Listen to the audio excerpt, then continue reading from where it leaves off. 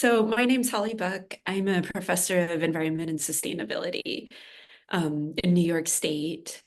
I'm actually a sociologist by training, but I do interdisciplinary work with scientists and with policy researchers. So I'll be talking about that today.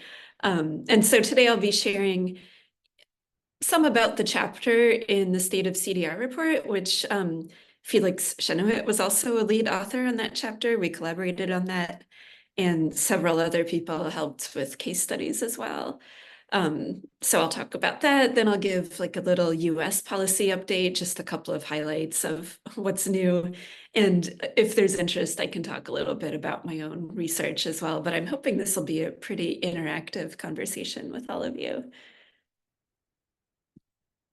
And I guess I'll start. I'll share my screen here.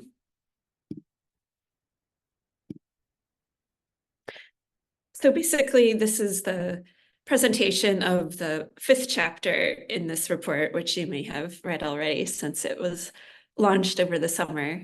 And I'll talk about 3 key takeaways from that chapter, which I encourage you to read yourself. It's pretty brief. But the first key idea is that there's been some progress in informal discussions. I'm sure many of you on this call have been a part of these things, but limited progress in official negotiations. And if you look at the fairly complex figure on this slide, it's indicating a few different things, but the takeaway I want to highlight here is that we have all this R&D into a bunch of different techniques, but when it comes to national proposals, it's still really just focused on forests and a limited number. Of course, you could also argue that that's responsible given the frontier stage of other methods, maybe, but the main point here is that commitments to carbon removal from governments remain vague, even though there's all these exciting conversations going on in side events. It's pretty obvious for all of you working on this space. The second takeaway that I wanted to draw attention to is that there really are multiple functions of policy and governance. So governance being a wider set of activities than just what governments do. But we think a lot about innovation and upscaling, obviously, in this space, but there are these other functions. So governance can, be directly enabling. That could be supporting R&D. It could be creating MRV standards. But there could also be regulatory policy on emissions that requires that emissions be compensated by removals. We haven't seen too much of that, but that would be another important function of policy in this space.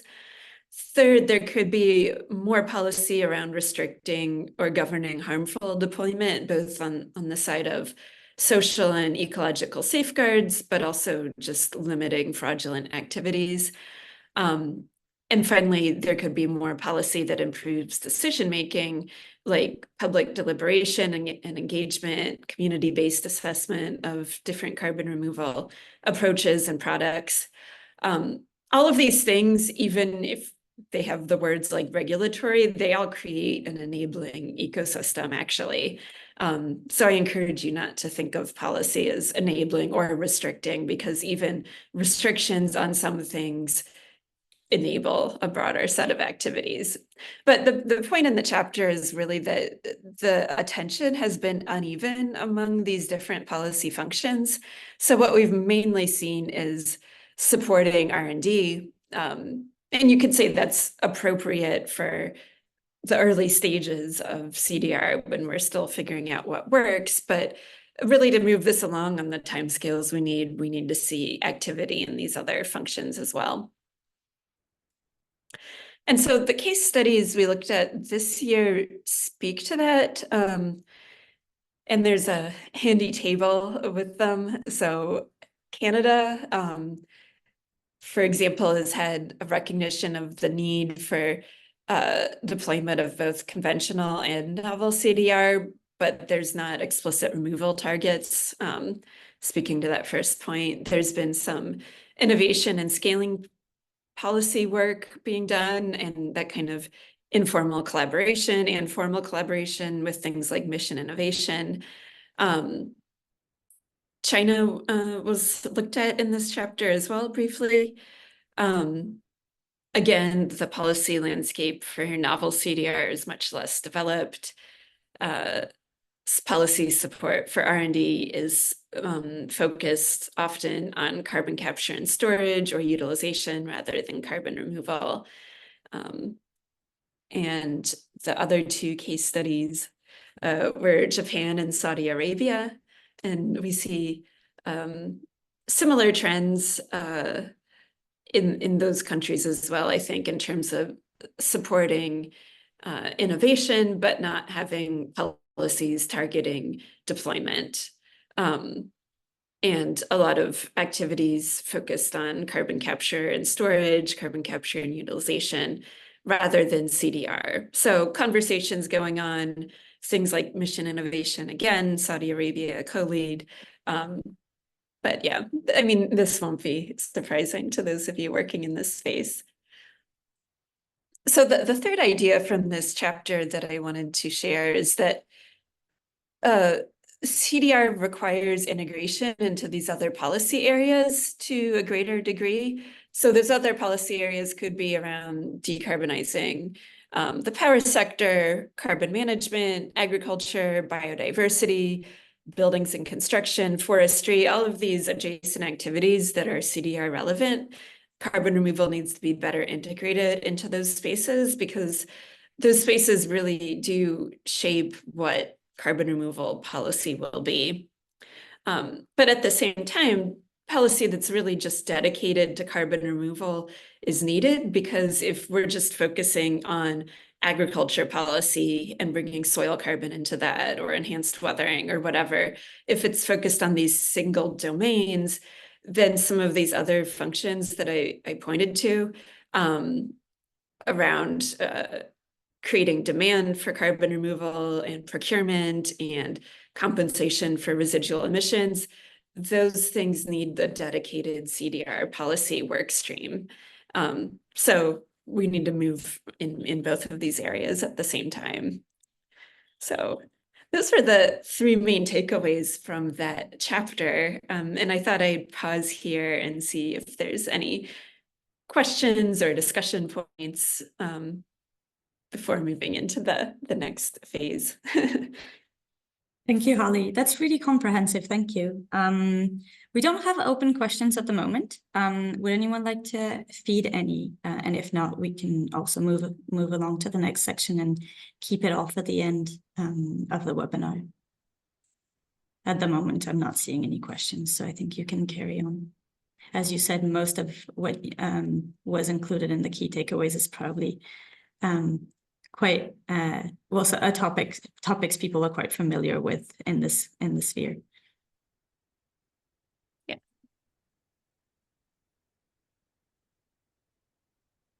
Yeah, obviously for this audience, you would know these trends, but it's nice to have it included in the broader report. Yeah, so I'll go on to talk about a couple of things happening in US policy. Basically, three things I'll give updates on. One is the new carbon management strategy that launched this month that, while it's about carbon management, is CDR relevant. Then I'll give an update on the direct air capture hubs program, given that a new notice of intent was released a couple of weeks ago. And because I don't want to leave out agriculture, I want to also share some stuff about the climate smart funding. And just for context, I did a rotation at the Department of Energy about 2 years ago.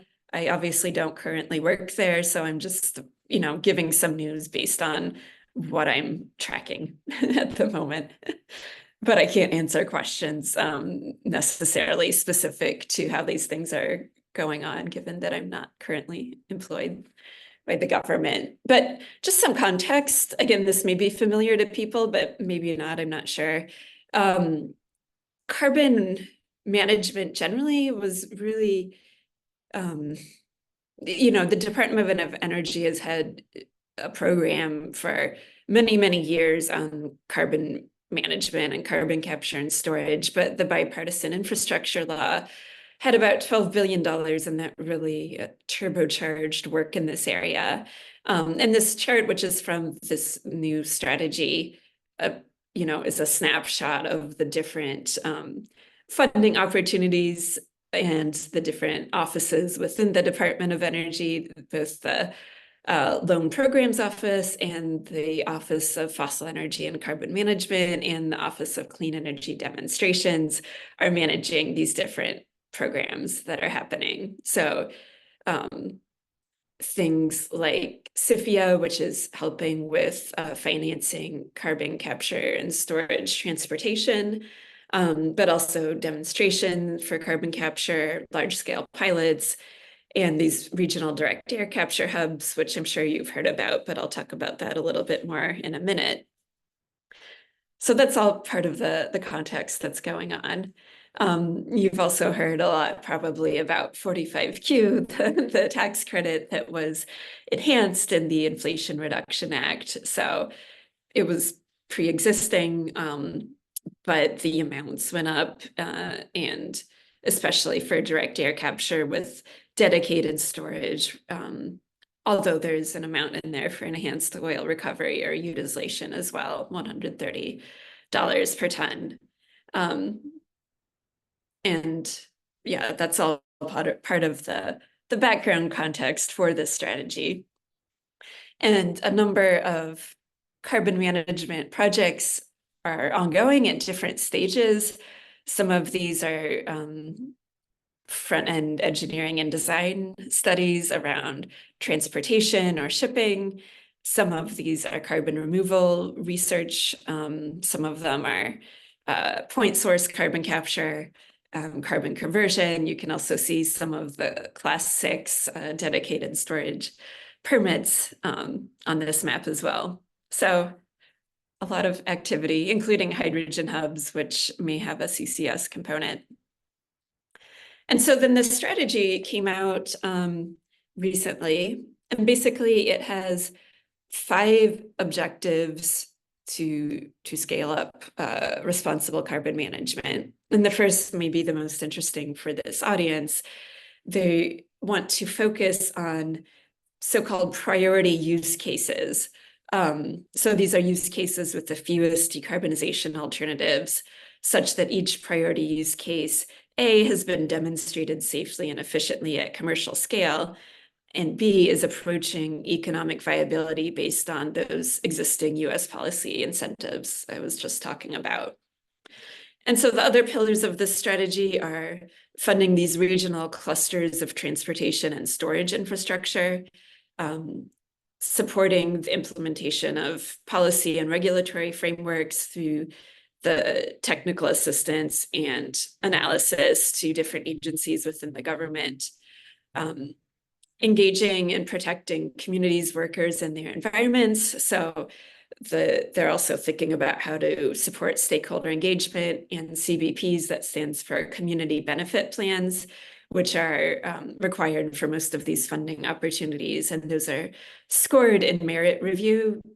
15–20% of the application would be based on how good those community benefit plans are. They have 4 different pillars, including environmental justice, workforce and labor, community engagement. And so those are environmental justice, different dimensions of those community benefit plans. And finally, thinking about global cooperation and collaboration for scaling carbon management internationally, especially thinking about developing economies that have a much younger fossil power and industrial base, where carbon capture and storage could really help with decarbonization on these ambitious timelines. So that's kind of the strategy in a nutshell, but I wanted to talk a little bit more about these use cases. So these are the 4 use cases that are mapped out. One of them is carbon dioxide removal, with the defined purpose here of removing excess CO2 from the atmosphere, which will be necessary even after full throttle scale up of renewables and efficient technologies. So they want to be clear about that. This carbon negative shot is one endeavor within the Department of Energy for achieving that.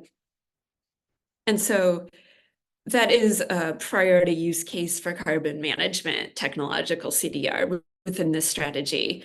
And so when they talk about these use cases, they also acknowledge some of the alternatives and then try to clarify the expected role in the path to net zero.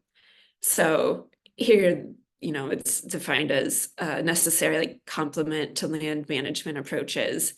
And so that, along with industrial decarbonization, where there aren't alternate decarbonization pathways that are expected to be viable by 2035. And so that's what they are hoping to focus on at the Department of Energy with this strategy. And so the second update I wanted to give from US policy is regarding the regional direct air capture hubs. So you've probably heard that this is a $3.5 billion program funded through the bipartisan infrastructure law that was intended to deliver 4 hubs that capture 1 million tons each. The execution of that was broken into 2 phases. So we already had the first batch of funding go out. That was 1.2 billion that funded these 2 large-scale projects in Louisiana and Texas, as well as several smaller grants, so 14 feasibility studies and 5 FEED studies. And you can see from the first funding opportunity announcement, kind of the timeline they were thinking of. I mean, the big challenge here is how do you meet the objectives of that law while also not selecting winners too early and trying to fund a broader range of technologies or approaches to direct air capture. And so they have these different areas with the feasibility and the FEED, and then the timeline of this runs for many years. So that first part was selected and that money is being transferred. And now they have had the notice of intent that's kind of like a cue for people what's going to be in the next funding opportunity announcement, which hasn't been announced yet, but the notice of intent comes first. And that's for $1.8 billion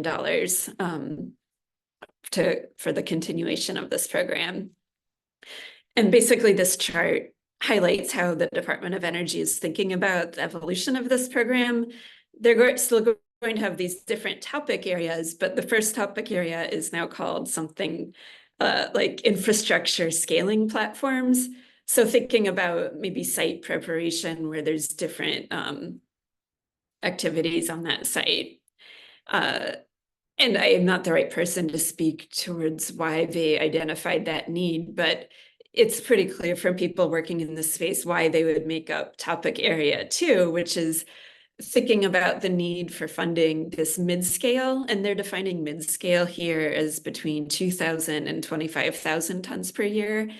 So they want to grant money for that scale as well as these larger scale, which now is in this notice of intent is defined as 25,000 tons per year or more. So that represents, I guess, an evolution or an update of how they're thinking about this program as it continues to evolve. And I'm not sure when this formal funding opportunity announcement would come out. I would guess some months from now. So that's the update on the tech hubs. And finally, I just wanted to mention the investments in climate smart agriculture, because this is something that people know about. These are existing programs that have been going on for a long time. And in my research, I have interviewed plenty of extension agents and farmers who are successfully using these. There's a whole alphabet soup of programs. There's a whole bunch of activities. Some of these are more focused on mitigation, but there's a lot of things that would be focused on carbon removal as well. And the new fiscal year 25 has a lot of investment and some updates for the activities that are included, which you could read about at the USDA website. But again, I mean, I just wanted to give a shout out to this program because it really has helped tens of thousands of farmers and a large area. Yeah, so maybe I'll pause there. And if we have more time, I can give an update on my own research in the US, but I'd love to take questions and have a discussion on that policy update. Thank you. Thank you very much. I think this is probably a good point to ask the room if they have any question or any comment on this update. I'm not exactly sure who from our audience is currently in the US, anywhere else, or in Europe. So I don't know who is interested in what topic. But I can start with one question if you want. Someone asks just now, how would you say Europe-based startups could use this information to their advantage in their future planning? How could we collaborate or draw inspiration from one another? So the case of Europe is interesting because it's a group of nations working together. So you, of course, do not always have the same freedom, especially financially, to apply programs and create programs at a state level. But from an inspiration point of view, there is a lot that we both can learn from one another. And the reason why we're hosting these conversations quite regularly is exactly for that.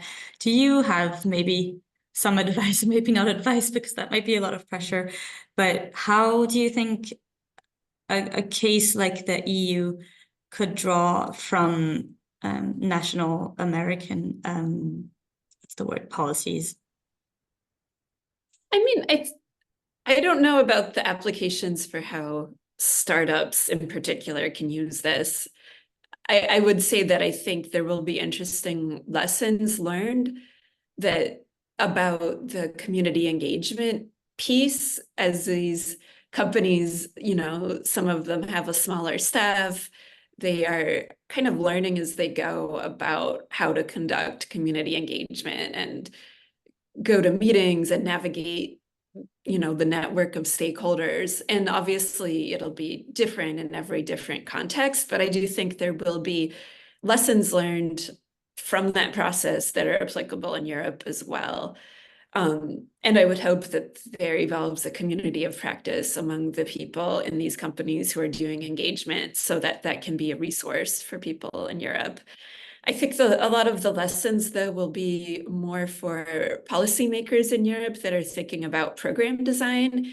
And I do think we'll learn about, how to structure a funding opportunity like this, how to review applications, what to ask for,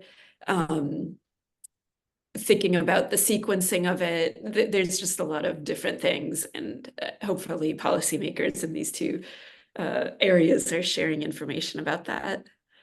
I hope so too. I think I like what you were saying. You said very briefly at the beginning that startups are learning by doing. I think this is something that the EU is trying or learning to do, which is to sometimes not be afraid to be the first one to do it, because you're going to learn from it, and you're making progress in any direction, and learning from your experience is progress on its own. But it's of course a lot more difficult when you have to have an entire continent coming together to form a policy to structure this. But it is a good lesson to live by. Someone else asks if you would have any updates or developments regarding permanence requirements or reporting of carbon sequestration projects in the agriculture, forestry, and other land use sector. So I don't have any, but that doesn't mean there aren't any. There might be somebody on this call that would have an update. I just want to clarify that I spent the last year going to 5 different regions in the US doing focus groups with the public and designing a survey. And so that's where my attention has been the most. So there may very well be something interesting in that space that I just don't know about. But then in another area of carbon removal, someone is interested in knowing why we focus so much, well, the US focuses so much on direct air capture as opposed to other technologies at the moment. I mean, I think a number of reasons. I think there is funding going into marine CDR, but and other approaches, but it's maybe smaller. Well, it's definitely smaller, and it goes through other agencies generally. I think that with the way the infrastructure bill came to be, it was seen as an area where you could get support, bipartisan from Republican jurisdictions that are interested in carbon management, that have fossil fuel resources like West Virginia or Wyoming, and particularly because there's already an infrastructure developed for enhanced oil recovery. I think this was just a clearer area of bipartisan interest. Even states like Louisiana, like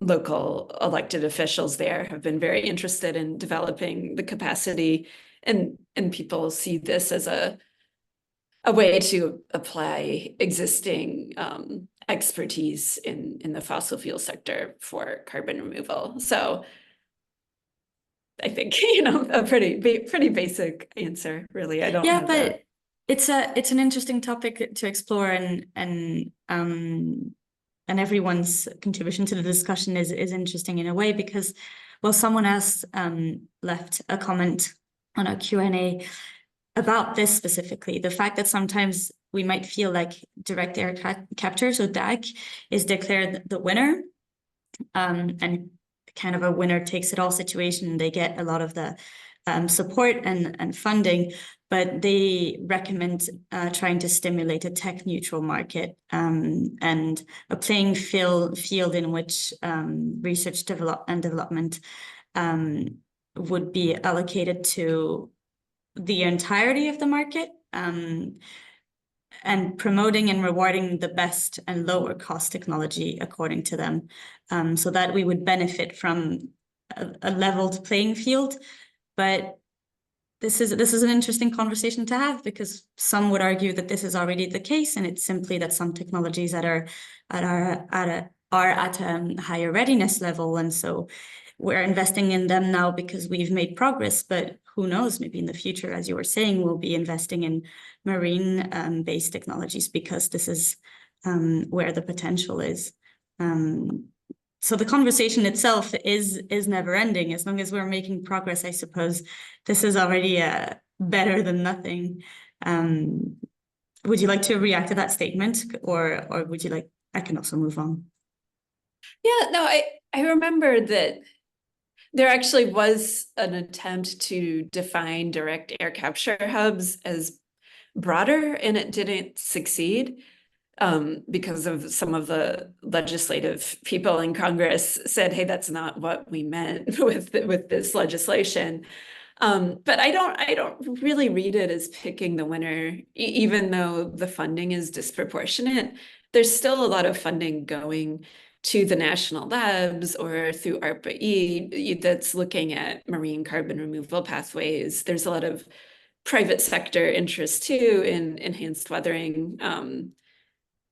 So I see a more dynamic landscape, and the DAC part is, it's R&D, right? But it's not choosing to purchase DAC, and the CDR purchasing prize that the US does look at 4 different pathways that includes marine carbon removal and other methods. So I think there's people aware of the risk of focusing too much on one method that are pretty actively trying to encourage R&D in a whole bunch of areas.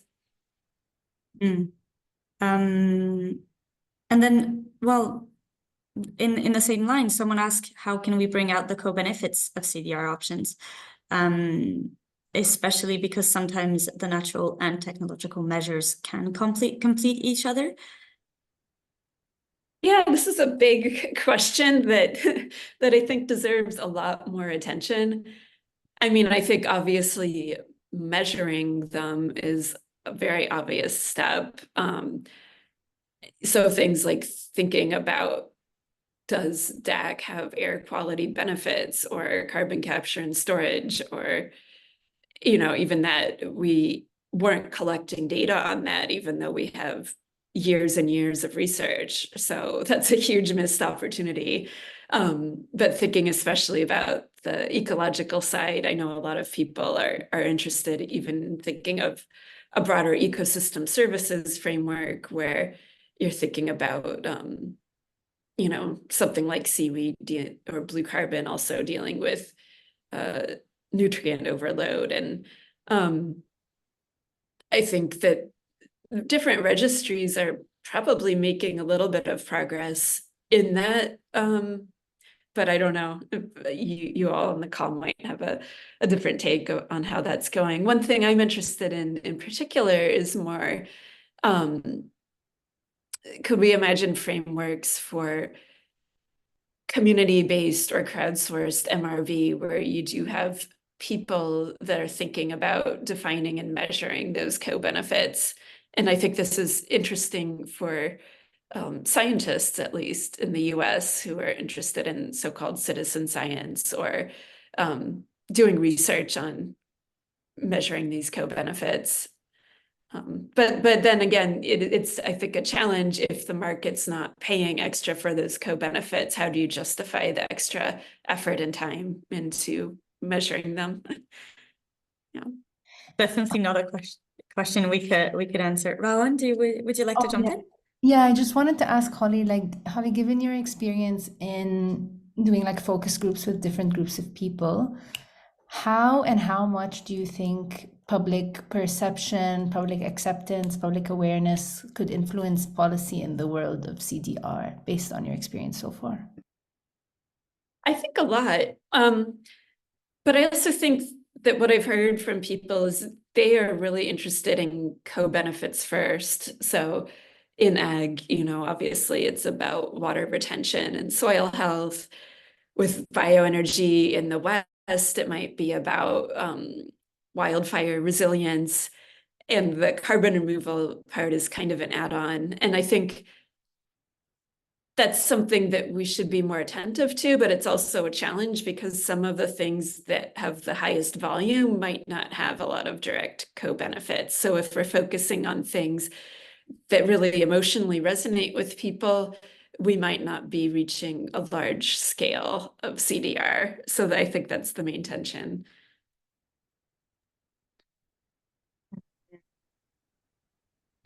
It's difficult to approach all of these because you always hope that an entity out there would have the answers, but frankly, time will tell. But also in CDR and in climate mitigation in general, time is often a topic of urgency because we don't have a lot of time. But we'll see, I guess. I have one final question from someone, and then if you want, we can move on to your proposed update. Someone is asking if you've heard about a proposed legislation to support marine CDR, such as the bill from Brian Schatz and another one from Max Miller. And they also ask if we're likely to see more funding for marine CDR in the near future. I'm not familiar with it, but I do think we are likely to see more funding. You know, we recently in the US had congressional hearings where scientists were sharing more information about this. So it's definitely on the radar of legislators. And we had this $35 million of funding from NOAA, the Oceanic and Atmospheric Administration. And those were interesting grants because they had to have researchers working with governments agencies or with people in the private sector. And I think that results from those initial grants will start to come in, and that might catalyze more interest. Thank you. I have not heard about of these either, so I'm definitely going to look into it. Because I think we don't often hear about marine CDR being talked about in bills and laws. And I'm personally very interested in the topic. We have about 20 minutes left for this webinar. So if you want, we can move on to the final part that you were offering to present, and then have another 5 to 10 minutes of discussions at the end, if that sounds good to you. Sure. Yeah, I just thought I'd share some of the research I'd been working on in case that was interesting for people. So not directly about policy, but definitely policy relevant. We have a new discussion paper that people can read about this. And it talks about some of the initial takeaways, what we've heard from people in these 5 different regions, both about different carbon removal approaches, but also just how things are going in where they are. The aim of the study is really to put carbon removal in the context of what people have going on. And the context also was that people are doing a lot of place-based policy, at least in the US. This is a big emphasis. They're thinking about what does it mean to, downscale and actually serve the needs of particular regions. And there's been some focus, like if you go to build.gov, they try to do a mapping of all the different clean energy projects. We have increasing analysis, like the report from the Zero Lab at Princeton, Net Zero America, that was very influential because it actually mapped out, what a net zero pathway, well, 6 of them maybe, might look like. And then obviously the roads to removal report, that was a big deal in the US. A lot of the national labs worked on that, looking at a county level about different carbon removal opportunities. So we were interested in how do we bring the social dimensions to this sort of mapping of the transition and of carbon removal as well. And so we looked at 5 different regions. In the US, we chose these because we wanted different geographies, both physically, culturally, and thinking about different sorts of carbon removal opportunities in all of these places.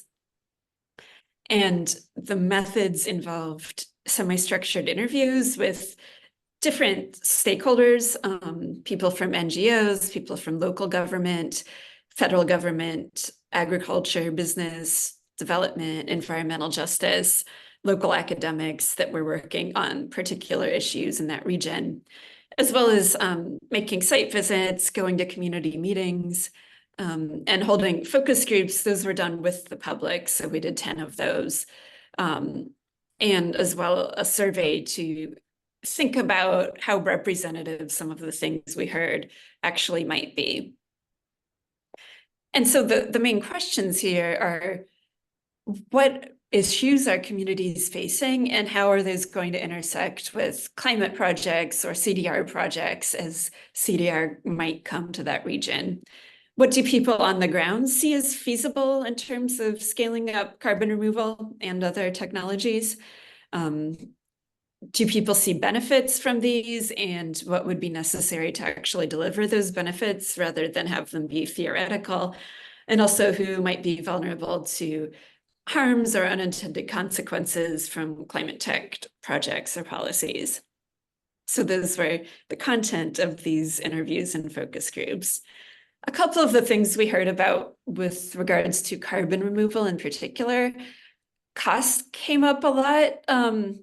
And obviously people working on this think about project finance and costs and demand all the time, but it's actually important for the public too, and we're not really communicating with them. People need a mental model of how carbon removal will be paid for, and otherwise their assumption is that they're going to be paying for it. It's going to cost them a lot, and they're not sure how they feel about that, I would say, as a very broad generalization. Another really important point for thinking about policy is that these intersecting issues that don't have to do directly with carbon actually are a driver of feasibility if we're thinking about this as a large industry. So in the US, a lot of the regions we were at have big challenges around housing affordability, and that intersects with the workforce to do these projects. And there's also a workforce training challenge. So all of that are factors in feasibility of a serious scale up that actually we should be thinking about now. And also for a lot of people, carbon removal is seen as sort of a luxury item if they're dealing with not having infrastructure for clean drinking water or healthcare or education. There's just a lot of other things. So it's important to remember that. And for me, that brings up the question of, should we be explaining this as future-oriented research rather than something that's we need to deploy at this moment? So general question. One of the things I wanted to bring up for this audience is the importance of social demonstration. So we're seeing these demonstration projects come out.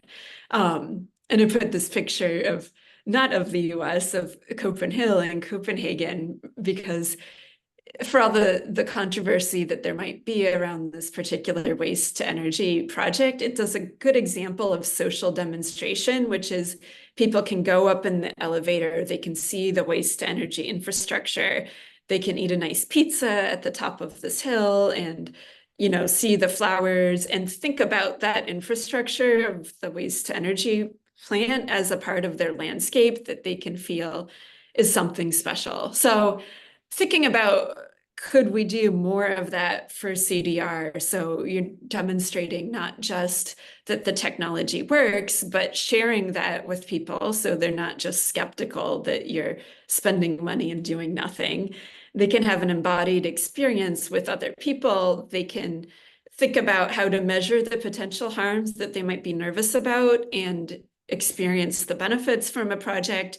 And also, we need an infrastructure for sharing the stories of projects that work with other regions. So that was one big theme that we talk about. And people were discussing this in a whole bunch of examples around field days for agriculture or home gardens, community solar, electric city buses. There were things that people were excited about and that said, you know, we need to be able to share the stories and apply them in different regions. So that's something for policymakers to think about, like, can you build in additional funding streams for sharing these stories and making these projects more open to the public? Another theme from this research is that you have very different senses of whether the energy transition is happening, whether it's necessary, whether it's a good thing. There's a lot of deindustrialized landscapes in the US where people are really skeptical about new industries coming in because they've heard it before, because they've had all of these projects that said they were going to come that didn't work out. And so this is a challenge for CDR because some states have a net zero target in law. Other states are very far from being able to discuss that. And so we were asking some questions about this in the survey. We had all these interviews that talked about things like freedom or sacrifice, or do we want new industries? Do we maybe want tourism instead, or healthcare or education? Do we actually need an industrial base? Those are really important, I think, for scaling up CDR, what people are thinking there. And so our survey we designed to speak to those themes. And one of the questions we asked is just about the desirability of this. Do people think they're going to benefit economically from the energy transition? And you could see some regional differences where people in states like Maine or California, where there's a lot more active policy discussions about how to make sure workers benefit and bringing in labor and so on, there was more optimism. But a state like West Virginia, where people have been really harmed by industry, they were a lot more skeptical that this was going to be a good thing for them. So what do we do with all of this? I'll just wrap up with a couple of things that we can think about. I do think that for carbon removal, you know, 5 years ago, everybody would show this graph from the IPCC and just be like, the special report 1.5 says we need carbon removal. I think we've moved on from that a bit, but really in these states where they don't have net zero as a goal, this whole story about we need carbon removal for net zero doesn't work. So we need other things we can think about and demonstrate, especially around these co-benefits or what somebody has called core benefits. I also think that when it comes to the energy transition, I heard a lot of demand for having different steps. People feel like everybody just wants to change things overnight, and there are all these big things coming and they feel nervous. Very big generalization, but they want to see how you get from A to D. They don't, you know, they want to see B and C. And I do think that the people working in policy actually have some different steps, but they're not sharing those steps in a way that people understand. So having more steps, even though in the climate movement, you know, there's a sense that incrementalism is a strategy for denial or delay. But I actually think, you know, as a teacher, when you teach students, you have to help them with different steps towards their end goal to make them feel secure and like it's achievable. So thinking about how to communicate that better. I also think we heard a lot of things about the challenges of regional innovation systems, which are more set up in the US often to deal with software and those types of startups rather than hard tech. And again, just thinking about how to support social demonstrations and not just tech demonstrations. And so if you want to read more about that, decarb.social is the website that discusses that research, and we'll be publishing from it for several months. But those are some initial thoughts from that project that I wanted to share with you. Holly, Thank you. quick question for Holly. Is the report that you showed the cover page of, the 100 conversations, is that already on decarb.social? People can find it? There's a draft version, Okay. but for some reason the links and the references aren't working, so I'm going to update it soon. But yeah, you can read the main takeaways there. Perfect, thank you. Thank you very much. This is really, really insightful. And I wonder if this kind of research could be replicated in the EU to gauge public perception directly at a local level, rather than getting a feel of it through election results and tendencies to support or not certain political parties, which in general does not just focus on these questions, but on much broader perceptions. And we have a couple of questions coming in from the attendees about public perception. Someone asked, it was at the beginning of your presentation, but someone asked if you had any advice on how we could change the public perception on engineered carbon removal. So you did give us a few keys towards the end, but is there anything more specific you would like to share? I think having projects that are accessible, that people can go see and, you know, understand what it is important. But I don't think we'll really change perception until there's a widespread understanding of the climate pathways. Like, it's not going to happen on a project by project basis. Like, if we're just engaging on the project level, I think it will fail, because carbon removal, engineered carbon removal, doesn't make sense without understanding the whole net zero concept and, you know, the way carbon stays in the atmosphere and some of these basic scientific considerations and the limits to land-based removal and the challenges with 100% renewables and all of these things. Like you have to understand a lot about these pathways to even entertain the idea of engineered CDR. So it's really a massive educational and engagement challenge, like billions of dollars that, you know, we're not funding at the moment, unfortunately. And then on the other end of the scale, if anything, someone asks if then the CDR world would be at risk of over-promising on the benefits to communities. Particularly, they ask in terms of the time scale over which large-scale technologies could deliver jobs and economic developments.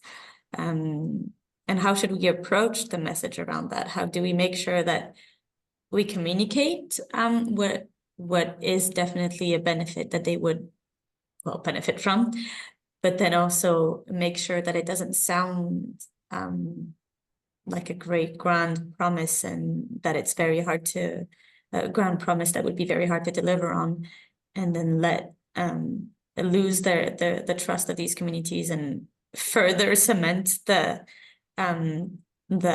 what's the word? Apprehension for such projects. Yeah, I think this is a really great question. And I think it is a risk, but also people on the ground know. So like we had a respondent in West Virginia that was talking about DAC, somebody who worked with labor, and they were just like, you know, that'll just create 10 jobs. It's not very interesting for me. Like people, I think, are aware of more generally the ways that automation is making it so you don't see huge numbers of employees from different projects. I mean, that's not true across the board. And obviously something like a semiconductor fab will have a lot of jobs associated with it. But I think on that end, like people, the expectation is maybe more calibrated to reality. So then what do you think? Is there a better story to tell about just the climate benefits?